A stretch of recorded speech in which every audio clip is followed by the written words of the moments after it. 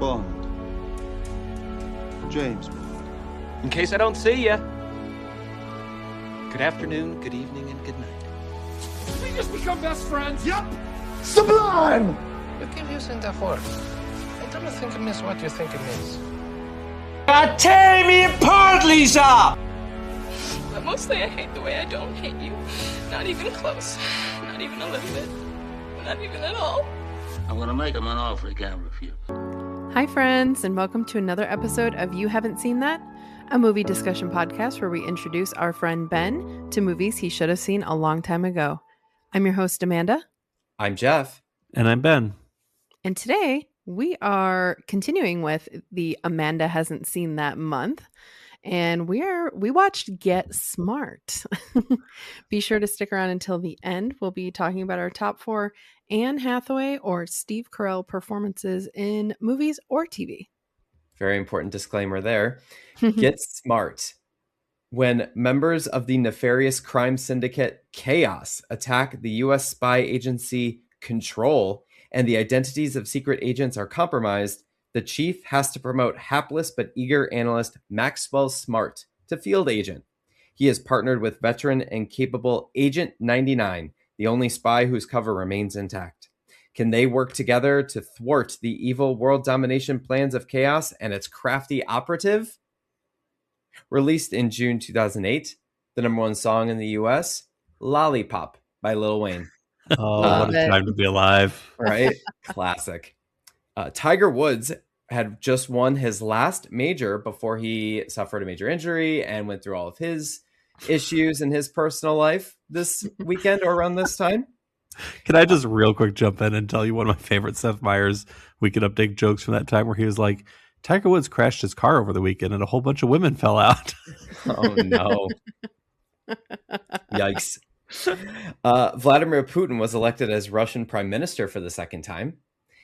And In the Heights recently won Best Musical at the Tony Awards. This movie was directed by Peter Siegel. This is our second Peter Siegel movie on You Haven't Seen That. The first one, anyone remember? No. 50 First Dates. Oh, okay. Surprisingly, I had forgotten what he had done in the past. And sure enough, I go to his page and I see, 50 First Dates. A lot of the Adam Sandler movies around this time. Anger Management, The Longest Yard. He also did Tommy Boy as well. So kind of familiar in the director or in the comedy genre, if you will.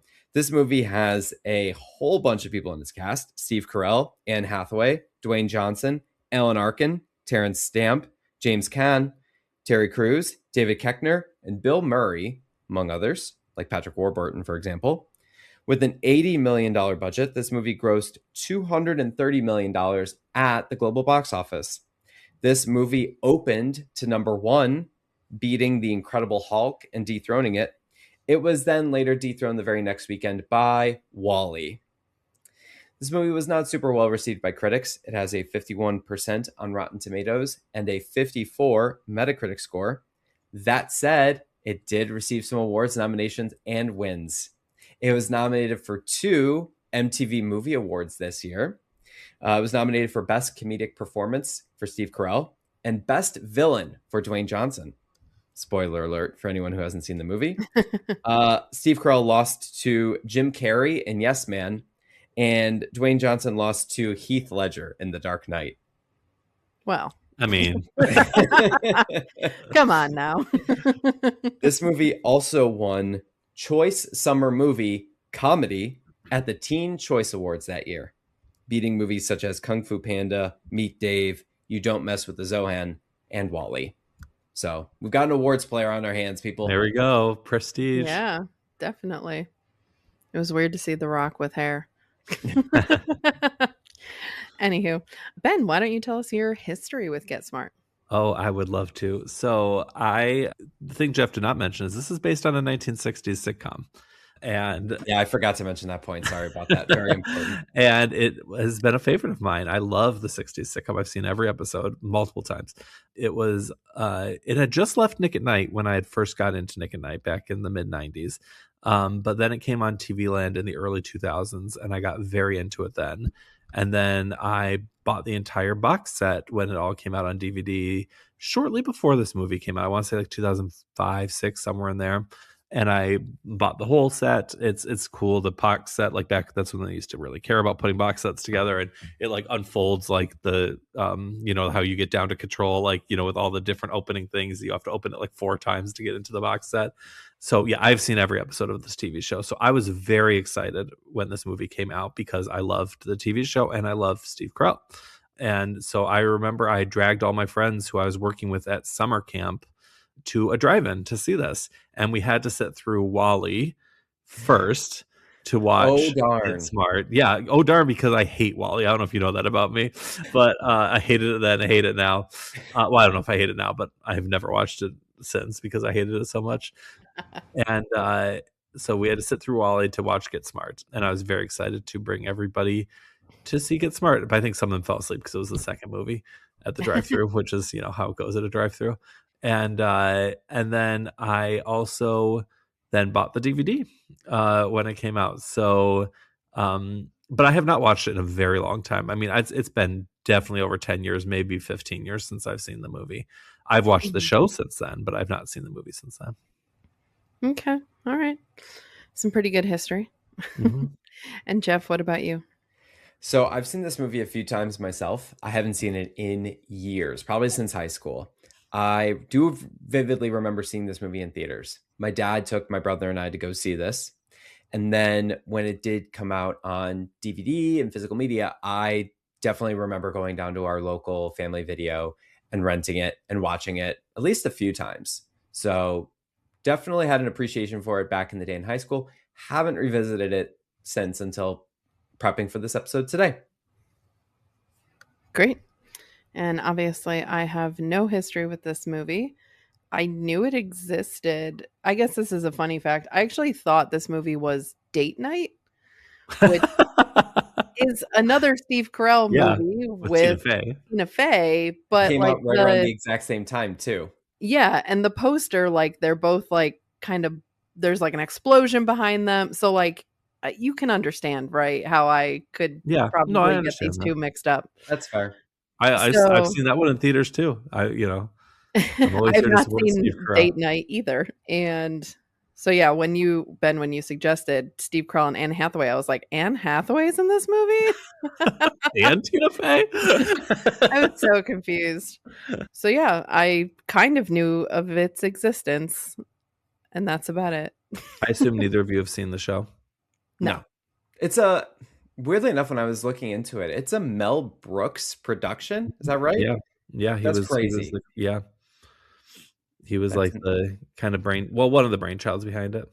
Interesting. It's a very like it's one of those. It's very similar. If you've ever seen the 1960s Batman, it's very similar to that in that it's so dumb and so juvenile because it was a 60s sitcom, but it's also a satire. Mm-hmm. So it's like a 60s version of a satire. So they're parodying like all those 60s spy shows and Mission Impossible and Man from U.N.C.L.E. and that kind of stuff. Yeah. But it's done in such a silly way that it's, very 60s goofiness.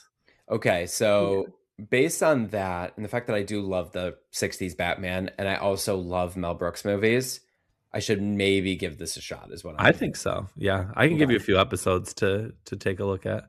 I like it. I didn't even know there was a TV show. So it was a big hit. It was like 170 episodes or something like that. No, maybe 140. Yeah, it was like 140 episodes. Because back then they did like 30 a year.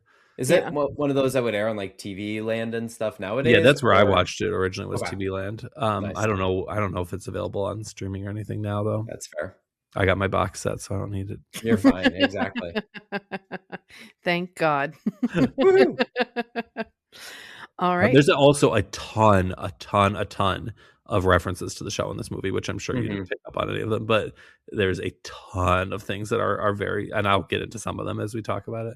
I was about to say, I assume that there'd be like cast members from the original show. There's only one. Yeah. I have a guess, but I'm not gonna. When they after he escapes with help from who's it, Lloyd and whoever that other guy is, and they go out and he almost gets hit by the car. Yep. The guy driving the car is the original Siegfried. That's what I thought. Okay. Because they've made such a big deal focusing on him. I'm like, wonder how he's tied into the But original. no, show. none of the rest of the cast. I think. Well, the original Maxwell Smart, I think, had died by then, and then 99, she's not in it. But gotcha. Yeah. All righty. Well, Ben, why don't you give us your score? Yeah. So, I mean, like I said, I was excited to rewatch this because I love the show and I remember loving the movie. The movie wasn't as good as I remember it. Like, I think it's one of those ones that I'd built up in my head. I still enjoyed it. It feels a little dated in some respects. I still had fun with it. I just think I probably would have given it a much higher score 10 years ago, but I still enjoyed it. I'm going to give it I'm between two. I'm going to, you know what? Just because it's got a special place in my heart, I'm going to round up. I'm going to give it a 4. Nice. Wow. All right, Geoff. I was between 3.75 and 4. Nice. Okay, so the humor in this one, it's one of those weird things where the humor in this one is definitely dated, and it absolutely is very much of a period of time. But also while I'm watching it, I'm like, I have a lot of nostalgia for this period of time in terms of the movies and everything. Much like you, Ben, I would have given this movie a much higher score when I saw this in high school. But I think now watching it, I would say this is probably, for me, based on other movies that I've rated and stuff around this time, I'll give this one a, let's go with a 2.75. Ouch. I know. I'm usually the one who gives like really high scores. But... Yeah, and I agree with you both that this felt dated for sure, or like of a certain time period. And while I typically do really like stuff from that time period, this just didn't really hit for me. So I'm also giving it a 2.75. Yeah, you jerks. This is, I get, like, you know, I mean, Geoff, you have a little bit of a history with it, but like, I feel like it's the reverse of something like a Step Brothers or something like that. Yeah, for sure. And one thing I did notice, like the juvenile humor I can look past because I liked it back in the day. Yeah. And now watching something with juvenile humor for the first time is different. Yeah, it's definitely one of those where the reason why I noted at the beginning, I remember seeing this very, very vividly remember seeing this in theaters with my dad, is because I have never heard my dad laugh louder or more intensely than he did during this movie. He was losing it so much when we saw this.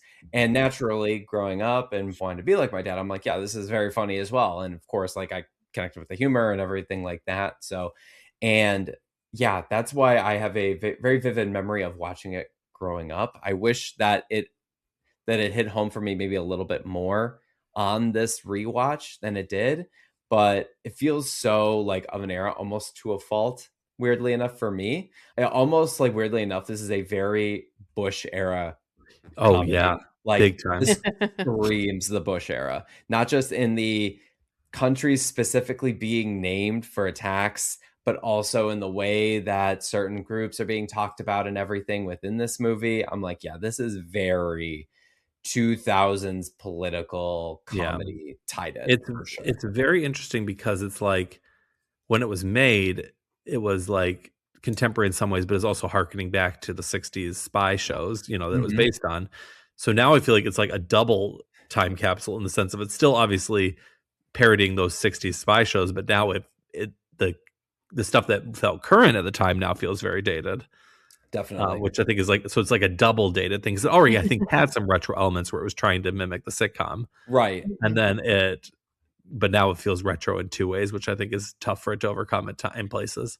Oh, for sure. And even for the nostalgia point, like looking at the cast as well, like this is a murderer's row of people that we all had a relationship with back in this period of time. I feel like this is the kind of movie where if this was a brand new thing launching on Netflix in 2026, this would be eaten up by everybody involved. Being like, wait a second, everyone, like Steve Carell and Anne Hathaway and Terry Crews and David Koechner and whoever are all in this ridiculous comedy. Yeah, I don't know if The Rock would necessarily join in at that level, whatever, but not at this kind of part. Yeah, no, it's very funny looking at everybody's careers kind of around this time and seeing now where they're at today. It's hilarious to see. But yeah, understanding the reach of this cast in terms of not just the A-list stars, but also like maybe the tier below that and maybe even the tier below that in terms of recognizable names. It's crazy. This is definitely could not be made today. Yeah, I think that it's possible that I would have liked this more had I seen it when it came out. Oh, I or think when you I was definitely younger. would have. Yeah, probably. So, yeah, I don't know. But that's part of it. I mean, that's been a lot yeah. of these movies for me. That's Jingle All the Way. That's Step Yeah. Brothers. That's, you know, a lot of these ones that we've talked about that I haven't quite gotten what the appeal is because I didn't watch it in my formative years. For sure. And I think there's different variations of Steve Carell and like his shtick. And this is like the version of him where he's like kind of trying to be serious, but also like underlying like silly. And I don't know if that's my favorite variation of Steve Carell, if that makes sense. I understand what you're saying. I think that makes perfect sense. I can't remember where The Office fell in 2008, but it would have been like going into season 4, I believe, or 5.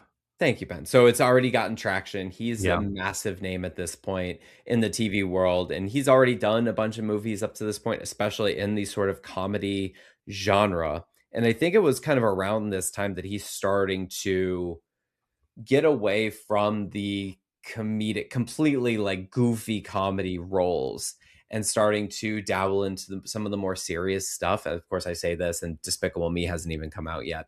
But he's starting to fade away from like the Anchorman or 40-Year-Old Virgin kind of role into a middle sort of movie like this. And then kind of going over the top with kind of just pulling it up here real quick. So after this, Date Night, and then Despicable Me. Then he did Dinner for Schmucks, where he's again the goof. But then he does Crazy Stupid Love. Comes back for Anchorman 2. Yeah. So we're getting there eventually for Steve Carell. Well, and then he's also there's an element of him channeling the original actor who was Don Adams, who was some people might know him as the voice of Inspector Gadget in the old cartoon. But he played Maxwell Smart in the 60s show. And again, there was a 90s reboot that didn't do very well.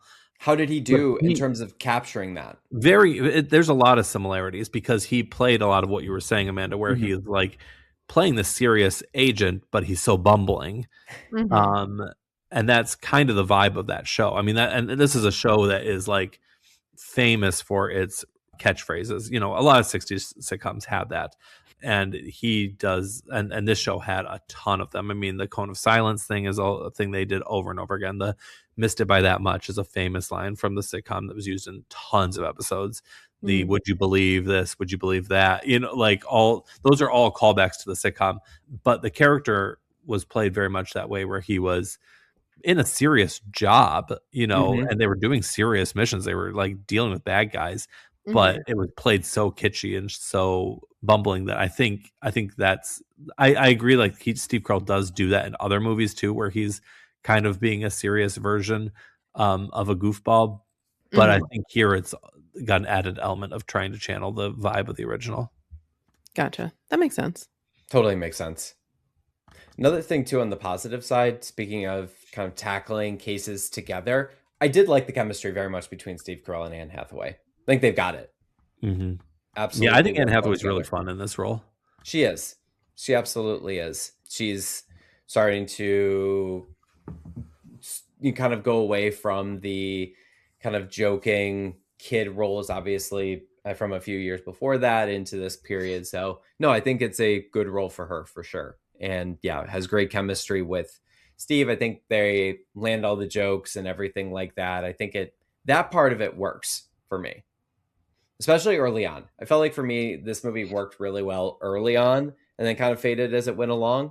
But I think especially starting off early in the movie, I'm like, it works. These work.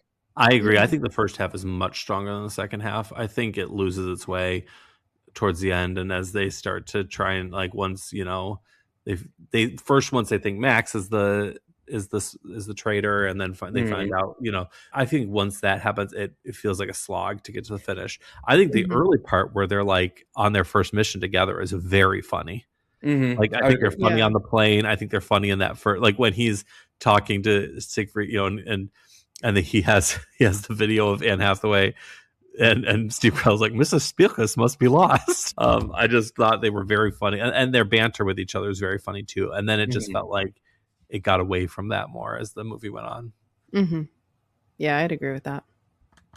Yeah, it definitely fell into some tropes a little bit later on, especially with her falling for him or everything like that, and which I wasn't a big fan of. When you mentioned the plane scene, I definitely laughed at all of that because, again, very Bush era coded in terms of scares on the plane. But the scene in the bathroom, this was the one scene where, like, again, vividly remember laughing my butt off during the whole bathroom scene with him trying to navigate using the knife. Just hysterically funny. Him cursing out everything and poking his face with everything. Very fun reference to like Home Alone 2 as well with the like the staple guns in that scene and the nail with this one. Just very, very funny. And I think when Steve Carell shouts, I think he does a very good job. And that's usually when for me, it's usually when I laugh the hardest with Steve, when he raises his voice and gets a little ridiculous with his yelling. It's usually the scenes in The Office that are very, very funny like that, or even in this. So yeah, I enjoyed kind of that whole intro bit there on the plane. I think that was definitely a highlight of the movie for me. Also, shout out to WWE wrestler, the Great Khali, as which is actually, I believe is his actual name, is D-Lob. The plane and the lasers were like the two things I really remembered from this movie as far as like the scenes, the action scenes. Yeah. Did they just have like sky marshals on all planes back then? I mean, this was post 9/11, so I know. Well, when did that stop? I was like, how lucky that there's maybe a they sky still marshal. They're just hidden. Yeah, like a random passenger. What if they just assign one random passenger to be a sky marshal on every flight? They're like, hey, guess what? They give you like a little like plastic badge, like a kid. They're like, you get to be the sky marshal today. No, if anything goes wrong, you're responsible for taking down the bad guy. Okay. Yeah, you're not allowed to drink on this flight. You can have some small snacks, and we'll give you like, I don't know, 2,500 miles or something. I don't know. Oh, no. They give you a little certificate at the end. Thanks for playing. Fair enough. Maybe in 2025. 2008, they might have given you a little bit more, but who knows? Yeah. Amanda, I know you don't necessarily watch movies with this in mind, but did you realize The Rock was the traitor very early, or? No, sure didn't. I didn't like, because I felt like watching it back, it was so obvious to me. Okay. Yeah. I guess it wasn't even something that I was even thinking I needed to be on the lookout for, that there would be a traitor. Well, it's a spy movie, obviously. There's gonna be I mean, I guess. Like, I wasn't even thinking about like the attack on Control. I was just like, oh yeah, duh. It's like the chaos, like whatever. But no, even when they were like, Steve, you're the double agent, I wasn't like, oh, there must be a real double agent, but it's not him. So no, when they revealed it was The Rock, I was like, oh, okay. I didn't see that coming. I remember The Rock was the bad guy, but I wouldn't. The first time that I saw it, I didn't remember. Like, I don't think I probably got it the first time, but as soon as I started watching this time, I was like, oh yeah, he's the bad guy. Yeah, I feel like thinking back on it after it was revealed, I was like, oh, okay, yeah, I guess that makes sense. And like when he was at the bakery and he was like, there's no, nuclear stuff here, I was like, oh, that's weird. But, I don't know. I guess I'm just a sucker and fell for what the movie was spoon feeding me, which was, Max was mistaken or, purposefully lying or whatever. Yeah, I'm the kind of person, whenever I watch movies like this, I just like to get lost in it. I don't try to solve it. Even like I've seen a bunch of reviews for Wake Up Dead Man, the new Knives Out movie that came out earlier in 2025, that people were able to figure out the killer pretty easily and whatever. I'm like, I don't care. I'm not going to try, like Ben. Exactly. Ben, I don't usually, but for some reason with Wake Up Dead Man, I like guessed it right away. And I'm not usually one who watches for those reasons, but yeah, I'm definitely not someone who like actively seeks this kind of thing out. I'm like, oh, whatever. It's fine if I figure it out. It's fine if it's not, no big deal. So yeah, I just let myself kind of get lost in it. I think there was a line, I believe it was while they were at Chris Stick's house. I have to remember Chris Kringle Fish Stick. When they're at Chris Stick's house or mansion, and they're in the closet about to do the next stage of their mission. Anne Hathaway is talking to Steve Carell, and she mentions to him, like, "Oh, I could be a double agent." I think at one point when they were talking about, I forget what, I'm like, "Oh, there's some foreshadowing right there." Yeah. See that coming. But yeah, I never would have picked up on it the first time that I saw this movie. No, and I don't remember. I doubt I did either. Yeah, exactly. Again, just let myself get lost in it. And it's like, you know what, that's fun. And I do like The Rock taking on a bad guy role. I know we're at the stage of his career where he's not leading every movie ever either, which is nice. But yeah, it was fun to see him in a bit role like that, playing a bad guy, not necessarily trying to save the day every single time or using his bulking frame to beat up on everybody. It was nice to see him in kind of a supporting role and not being the main focus of something. Yeah, agreed. Also, does David Koechner just play the same character like in everything he's ever been in? I know he's basically as Todd Packer in this. Oh yeah, absolutely. And also his character in Anchorman. Yep. And I don't know. I feel like I've seen more things too of him where he just The Office. No, he already said. Oh, yeah. You already said Todd Todd Packer. Packer. Yeah. Oh my gosh, not that. I'm kidding. No, it's like that's. Do we just think that's who he is? I think that, well, at least that's. I don't think that's who he probably actually is in real life, but I think that's just like his thing. Like that's what he does, and that's what he knows how to do. Typecast. Yeah. Right? Oh my gosh. Poor David. He just wants to do a serious, dramatic role. Do you think he does? I feel like he's one of those people who's like, I feel like he's like a Rob Riggle. Like he doesn't even care. He's just fine to just milk his like. Yeah, that's true. I mean, hey, in Hollywood, it's tough. Yeah, and I he's take what I can get. He's like a real small dose guy for me. Like Todd Packer, I think is really funny unless he's in too much of an episode.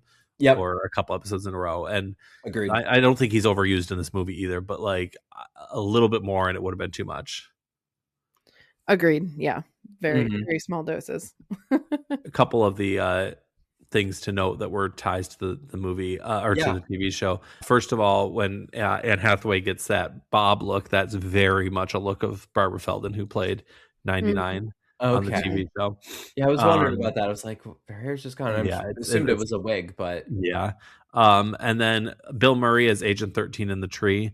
That was a recurring bit throughout the show. Not with Bill Murray, but Agent 13 would always be in some strange location, like a mailbox or like he'd always be in some strange place as a spy. And then Jaime the robot, who's in this at the end, is being created in this, is a character in the show from time to time. Oh, okay. Cool. Nice. I thought Bill Murray in The Tree was really funny. That was probably maybe what I thought was the funniest in the movie was Bill Murray in The Tree. Yeah. And the kind of conversation they have is the type of conversation that Agent 13 always has with Mac, like in the show. Don't leave. Don't go. Yeah, he's always like kind of lonely, always kind of put on a little bit. Like it's funny. Yeah, I definitely wasn't expecting that. I was like, oh man, they got Bill Murray too. Okay. And I did thoroughly enjoy seeing Patrick Warburton at the end because I love him. So I was like, yay. I know. He always brings a smile to my face whenever I see him. This show or this movie was packed to the brink with fat and gay jokes. It was. It's very much a 2008 feeling of that. Uh-huh. Yeah. I heard the R word once and the R word. Yes. Yep. Not great. You know, different time. I think those are the kinds of things where like I'm not going to knock a movie for that because so many movies were like that back then. That's not going to be a reason I'm going to like ding a movie whether I like it or not. You know, if a movie tried to do that now, I'd be a little judgmental of it, but I'm not going to like retrofit my, what we know now kind of feeling about things to stuff. And I think some people do that with TV shows and movies, and it drives me crazy. Like, because I'm like, you have to like, you have to understand the area this took place in. You have to. People always talk about context. Like some of the gender dynamics in I Love Lucy and stuff. And I'm like, okay, but in the 50s, that was a progressive show, like 100%. you cannot apply your modern, that being said, it is always a little jarring to see some of it. Yeah, for sure. I agree. I didn't like it. I'm glad that we don't include this kind of stuff in movies anymore, that we've moved on as a society. But I agree with you, Ben. You have to remember, like, what time period was the thing you're made? What time period was it made in? The thing that you're watching. Mm-hmm. Well, and I think the thing that's always funny and interesting to watch, I feel like, is, we went through like a phase of like, you go back to like the 70s, 80s, 90s, like where these kind of jokes, like we're almost done in like a real, like they're others kind of way. You know what I mean? Like these are people worth making fun of. And then by the time you get to the 2000s, I think you see this a lot in like things like The Office and a lot of these comedy movies from that era, and even stuff like The Daily Show and things like that from that era, where like I feel like the mentality throughout the decade of the 2000s was like, we can make fun of it because we're on your side kind of thing. You know what I mean? Like we support gay people. We support you know what I mean? Like, and they probably did, they were probably, it was liberal Hollywood kind of supporting it, but they're like, but because we feel that way, it's okay for us to make fun of it because we're on your side kind of thing. And I think since then, I think people have moved from that even being okay. But I think that was definitely the mentality to me of like a lot of 2000s comedy. Absolutely. Definitely think that's fair. I will say the one line that, remember, so earlier in the podcast I mentioned how my dad had laughed harder at this movie than anything else I had ever seen him watch or consume or anything. It was the line when they're driving after we find out that Agent 23 is bad, and they're trying to get away in the government vehicle, and they end up driving through the driving range, and they go through like all the different the obstacles and whatever, and Al Arkin's just shouting out things like, oh, tractor, this, swordfish, and they go through the thing, and they end up in the airport, and Steve Carell goes, are you thinking what I'm thinking? And Al Arkin's like, if you're thinking holy S, the swordfish is about to go through my head. If so, yes. My dad, I just vividly remember my dad lost it. He's like legitimately crying in the seat, and looking back, and I'm like, yeah, it was funny. I think it's funny. I got a chuckle.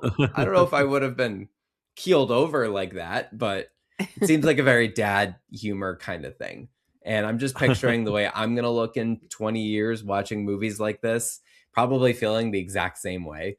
But it was just, it's very funny to watch other people's reaction to things and then being like, oh, that was funny and whatever. And me just being like, oh, it's fine. I know. I always feel like I'm going to have to watch myself of being like, because I'm so critical of things like with media, like, and I'm like, as Charlie starts to get into some of these, like, it's okay to just let him like some of these things, like, and then, like without me being like, well, here's what's wrong with this.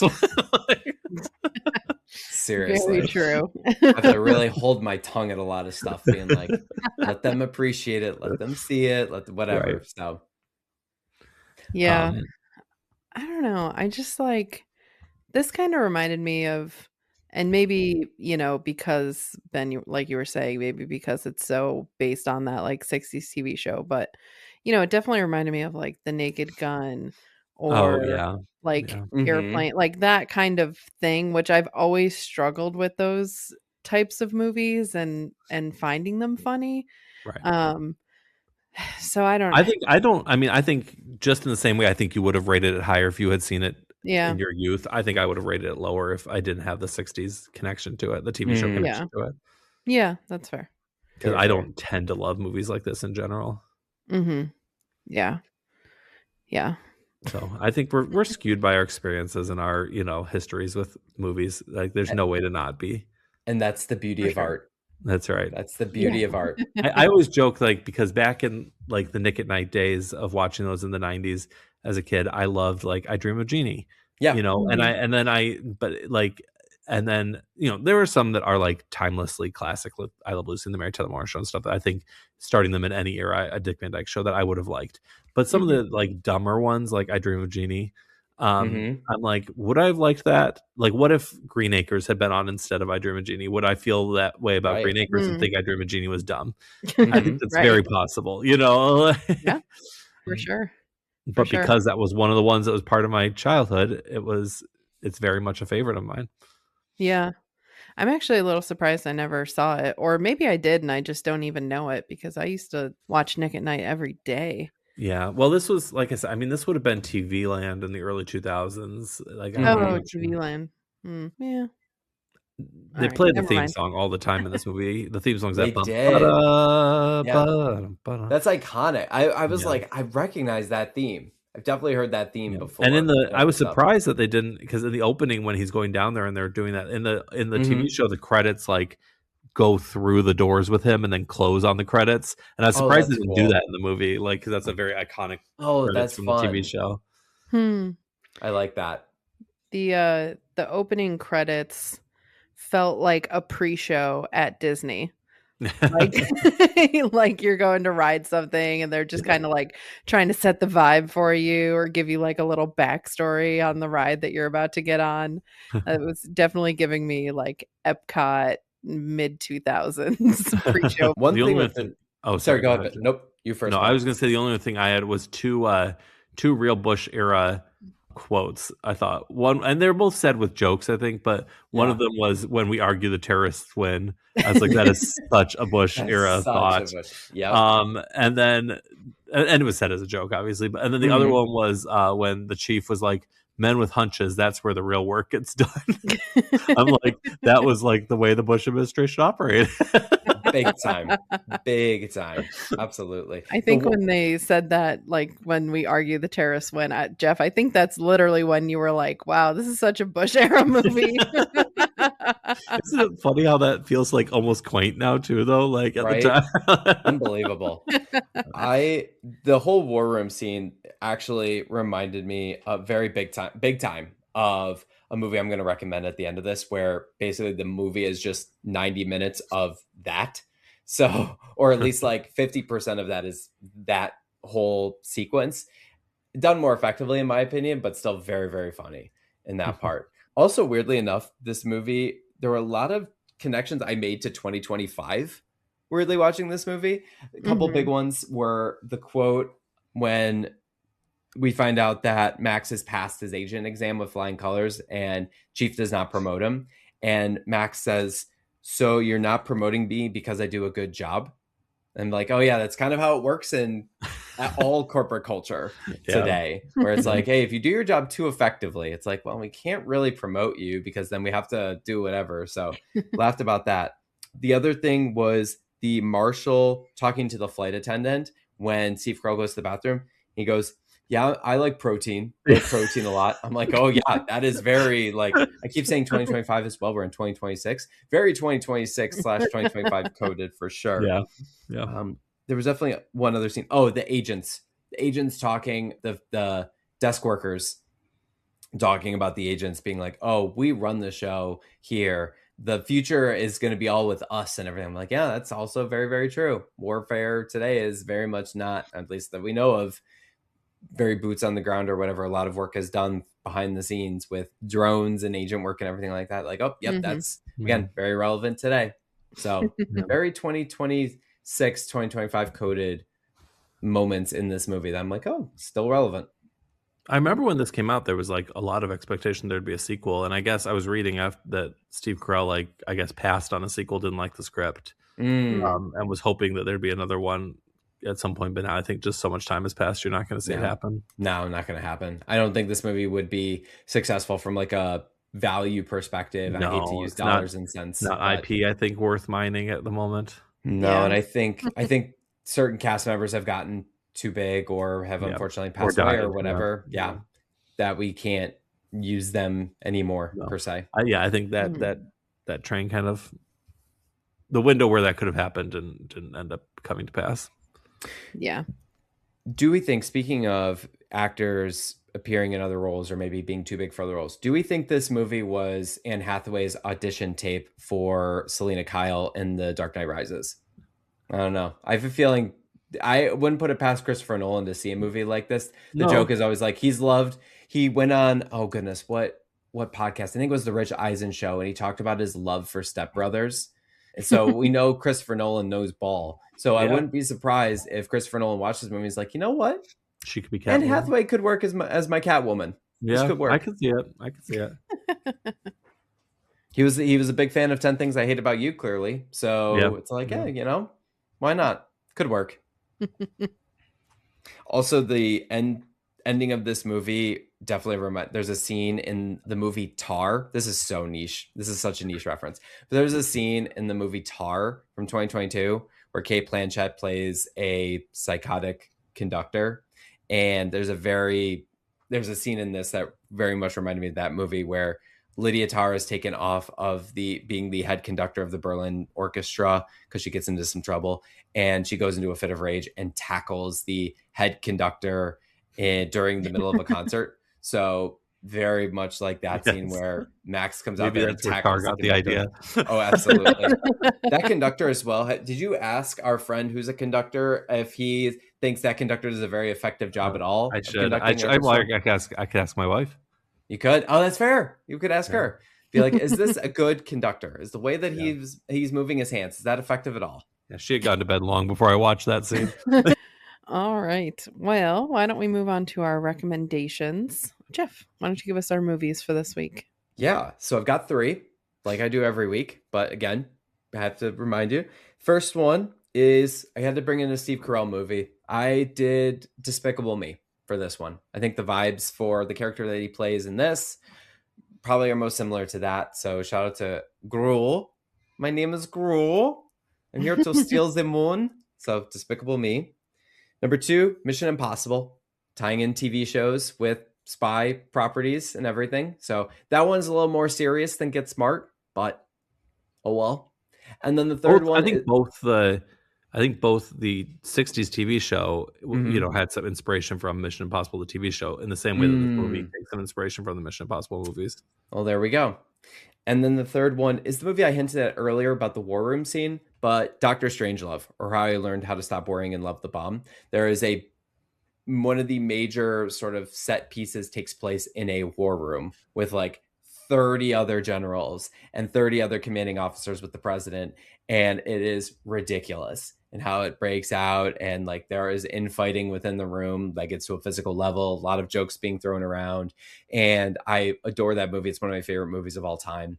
And the style of humor with that movie is not too dissimilar to a movie like this. So Dr. Strangelove would be my third recommendation. Great. And what are our TV recs this week, Ben? Well, I think the 2 obvious ones are the 1960s version of Get Smart, which we've talked about multiple times, as well as The Office, of course, because this is the same era. You've got Steve Carell and David Koechner. But the other one I'm going to throw out there, if you're looking for a fun spy comedy, is Chuck. Yes. Zach Levi. Zach Levi, yes. Which I watched did I watch a full season? I watched a fair amount of it, and I couldn't quite get into it myself, but I know it has a lot of fans. He, works at a big box Best Buy type store, and it's very lighthearted, very kind of a comedic touch on the spy genre too, and I know it has a lot of fans. Nice, thank you. Alrighty, well, we'll move into our top 4. As I mentioned at the beginning, we're doing our top 4 Anne Hathaway and or Steve Carell performances in movies and or TV. So, Ben, why don't you go first today? All right. I have actually 4 honorable mentions I'm going to breeze through real fast because I was looking through and there's a fair amount of things I've never seen from either of them. I've not seen Despicable Me. I've not any of them. I've not seen 40-Year-Old Virgin. As far as Anne Hathaway stuff, when I was reading through her list, there's quite a few I haven't seen, and then a few I'm kind of mixed on. Like I'm kind of mixed on her Catwoman. I'm kind of mixed on her Les Mis, which I know she was very acclaimed for, but I was kind of not totally sold on that. So yeah. So my honorable mentions are kind of a little odd ones here. I put Get Smart. For both of them, because I think they're fun in it together. I put Bruce Almighty for Steve Carell, much better than Evan Almighty, but he's very fun in that. And then the other 2 are kind of random Anne Hathaway performances, one-off things from TV shows. One is when she hosted SNL, she played Mary Poppins, and she was hilarious in it. And the premise was that supercalifragilisticexpialidocious is actually like an STD. Like that's what it means. Oh my gosh. And she's so funny. She's just like the most perfect Mary Poppins to be talking about STDs. Like because she's got that kind of chirpy, funny approach. It's a very funny sketch. Mhm. And I believe Bill Hader is Bert, if I'm remembering right. And the other one is an episode she did of the show Modern Love, which was an anthology series that aired on Amazon in the early 2020s. She was actually in two of them, but the one I'm referring to, she played a woman with bipolar disorder, and I thought she played it very effectively and very interestingly. I thought it was an underrated performance from her. All right, so those are my honorable mentions. My number 4, and I wasn't sure whether I wanted to put this on here. I have 3 Steve Carell and 1 Anne Hathaway in my top 4. Number 4, because it's such a freaking train wreck of a show, but he's good on it, is The Morning Show. And one of the multiple shows where Steve Carell has gotten killed off in the last couple of years. But the first season, I think he's playing like a Matt Lauer type, and I thought he was, a really grounding influence in that first season. And the first season to me is still the best season of The Morning Show. So I really enjoyed him in it, and I'm not going to pretend otherwise, even though it gets a lot of deserved flack for the show. But I really enjoyed him, and I thought he was very fitting in that role. Number 3 is The Patient, which is a very serious Steve Carell role. He plays a psychologist who is tied up in the basement by one of his patients. Domhnall Gleeson, right? Domhnall Gleeson, yes. Which I think we talked about when the paper came out. They were like, this is... the main character of the paper actually has Michael's got tied up in his basement. Oh my gosh, I just got that. Oh my gosh. But it's a very dramatic, very wonderful performance from Steve Carell in that show. Number 2 is The Princess Diaries, which is where I was introduced to Anne Hathaway, as many were. I think she's I've never seen the second one, but I think she's fantastic in it. I think she's just absolutely perfect for that role, and it was a great introduction. What a breakout first movie for her, because I believe that was her first movie, if I'm not mistaken. And then number 1 by a long shot is The Office. Crazy. So I think it is one of the true crimes in Hollywood that Steve Carell never won an Emmy for that role. It is, to me, one of the greatest sitcom characters in the history of television, right up there with Lucy Ricardo and Danny DeVito in Taxi, and some of these iconic characters, sitcom characters. The amount of human qualities he gives to such a buffoon and such a caricature, nobody could do it like Steve Carell. That character would be so irritating over 100+ episodes in worse hands, and he makes it such an empathetic character. And it's I feel like it still does not get the respect it deserves. And I think people are like, oh, he's so annoying and stuff. I'm like, that's the point. I get that. But I think Steve Carell, does not get the acclaim he deserves for how much heart and humanity he gave Michael Scott. So that's my number 1. Justice for Steve Carell. Yes. Yes. And I also have not seen, going back to other ones, I meant to mention Devil Wears Prada, but hopefully we will remedy that with the new one coming out later this year. Yes. Yeah, just you wait, everybody. All right, Geoff, let's hear your list. Yeah, so my top 4 has 2 Steve Carell, 2 Anne Hathaway. I tried to have the even split, kind of like what we did back earlier in this season with Pulp Fiction, when we did the same thing for John Travolta and Samuel L. Jackson. My honorable mentions, I have 3 for Anne Hathaway. Dr. Brand from Interstellar. Solene from the Prime Video streaming movie, The Idea of You. I think she's really good in that movie. The movie's fine, but I think she's genuinely great in that. And then Fatine from Les Mis. And then for Steve Carell, I have, for his honorable mentions, Brick Tamlin from Anchorman. I think he's hysterical in that. And then his character Cal from Crazy Stupid Love. That one was my just missed. So my number 4 and number 3 are my 2 Anne Hathaway picks, and they are so close. They can be interchangeable. Number 4 is Andy Sachs from The Devil Wears Prada. And my number 3 is Mia Thermopolis from The Princess Diaries. Love both those characters. I think she is so great in those movies. And I think, she really brings the character to light. And especially like what you said, Bet, about The Princess Diaries, just fits so well, is so charming in that role and does such a good job excelling. And in both of those movies, she's going toe to toe with some other greats, and she's holding her own just fine, which is so impressive. Number 2 is my serious Steve Carell pick, is when he plays Mark Baum in the movie The Big Short. He is fantastic in that. Is sort of he's the main sort of focus character trying to unravel like what's actually happening with the 2008 housing crisis and what's going on there. And I think he does a really, really good job in his scenes with Ryan Gosling and with his whole entire team. A Jeremy Strong movie as well. So I think that movie is very, very good. And I think he is very good in the center of that. And then just like you, Ben, number one, Michael Scott, The Office. I think Michael Scott was a character before I really appreciated The Office for what it was. When I was first kind of discovering it, Michael Scott annoyed me to no end, and I almost did hate the character. But the more that I've gone back and revisited it, I think it's comedic genius and what he does with that role. So again, yeah, he should have won an Emmy for this. Absolutely. It's shocking that he didn't. And the show definitely takes a downturn when he's not in it. And yeah, one of the great characters in sitcom history, at least from my perspective. He's up there with some of the other ones where there are a few characters that I got so annoyed with the first time that I saw it.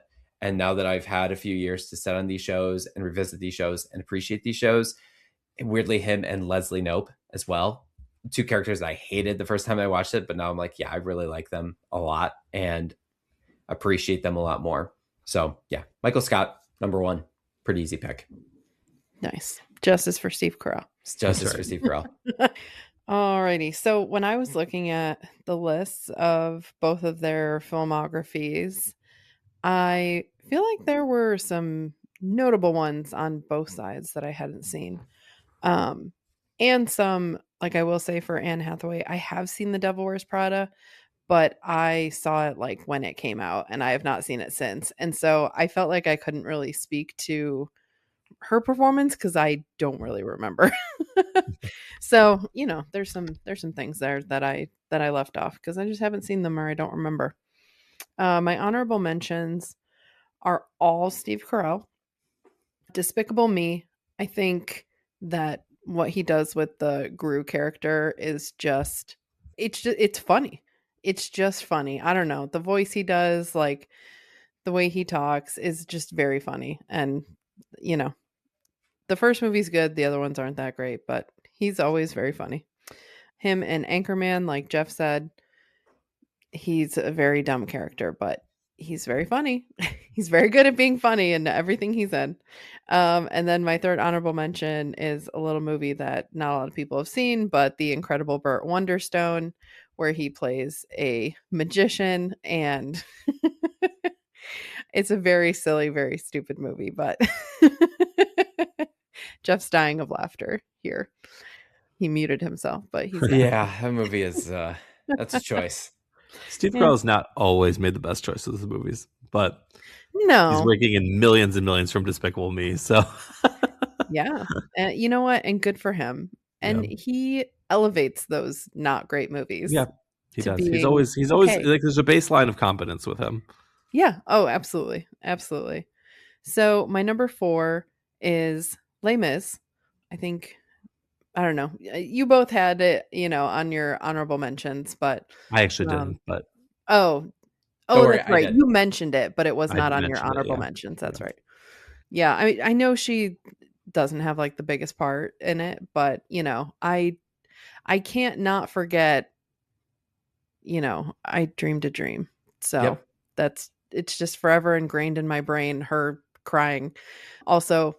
When that movie came out, you remember that Snapchat filter where you would like open your mouth and rainbows would come out? I did that on her face while she was singing that song. Oh, no. And I don't know if I still have the video, but it was very funny. So maybe that's another reason why it has always stuck with me and I can't forget that performance. I mean, she does really well. She did really well with it, at least in my opinion. It was acclaimed for sure. Yeah. Yeah. And didn't she really shave her head? Wouldn't surprise me. I feel like she really did shave her head. I bet she did, yeah. Yeah. Good for her. My number 3 is Crazy Stupid Love, like was on Jeff's list. I think Steve Carell is really good in that movie, and I think he's really good beside Ryan Gosling, which is not something that you would think would necessarily work like right off the bat. You're like, oh, that's an interesting pairing. But it works really well, and his character is very multifaceted in that movie, and I think he does a great job at portraying him. Number 2 is The Princess Diaries. Of course, like you said, Ben, everyone's introduction to Anne Hathaway, very iconic movie that we've all seen, we all love. Obviously, she did incredibly well in that role. And then number 1, The Office. No surprise to anybody. Justice for Steve Carell. Justice for Steve Carell. Yeah. Seriously. So look at that. We all have the same number 1. Yeah, that's fitting. I mean, it's an iconic performance. I am looking forward to him in Rooster in March, which I think we mentioned in our most anticipated top 4, but HBO show. I'm hopeful. I feel like it's been a while since he's really been like the lead. You know, I mean, he was kind of third banana in the morning show and kind of a double, two-hander in The Patient, and 4 Seasons was kind of an ensemble thing. So I feel like him really being like the lead of a comedy series has been a while. And it's Bill Lawrence, so doing the.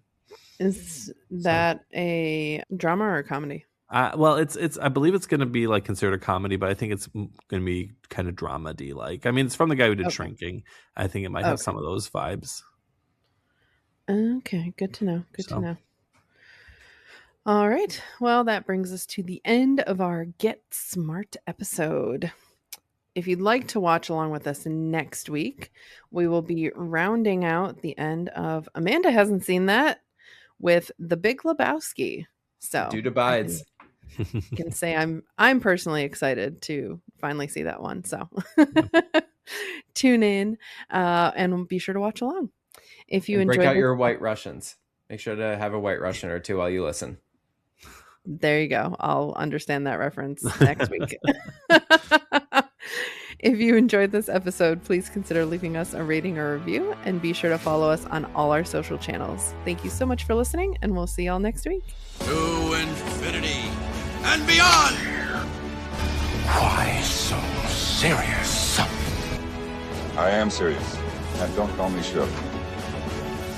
We're not worthy! We're not worthy! Keep the change, you filthy animal. What you just said is one of the most insanely idiotic things I have ever heard.